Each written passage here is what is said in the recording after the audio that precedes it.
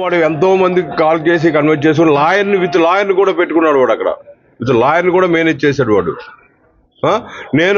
నాకు అనుమానం వచ్చి మా అమ్మాయికి హార్ట్ బీట్ చెక్ చేయి, లేకపోతే పల్స్ చెక్ చేయి, బాడీ శరీరం ఎలా ఉంది, చల్లగా ఉందా వెచ్చగా ఎలా ఉంది చెక్ చేయంటే ఏ పని చేయలేదు.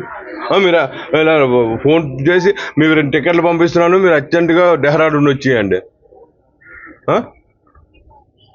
వాడు మా అమ్మాయిని అయితే మసూరి తీసుకెళ్ళవలసిన కారణం ఇది చంపడానికే.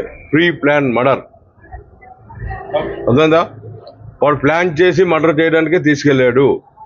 మీకు ఎటువంటి న్యాయం చేయాలని కోరుకుంటున్నారు? అతనికి ఎటువంటి శిక్ష పడాలని కోరుకుంటున్నారు? వాడికి శిక్ష పడాలంటే వాడికి నడి రోడ్డు మీద శిక్ష వేసినా నాకు సంబంధం లేదు. నడి రోడ్డు మీద శిక్ష వేయాలనుకుంటున్నారు. 10 సమాజం అందరి ముందు ఉడి తీస్తే వాడికి ఇటువంటి మృగాలు మళ్ళీ పుట్టుకురావు. అర్థమైందా? ఇటువంటి మృగాలు మళ్ళీ పుట్టుకురాకూడదు అంటే వాడిని ప్రజల ముందు ఉరి తీయాలి.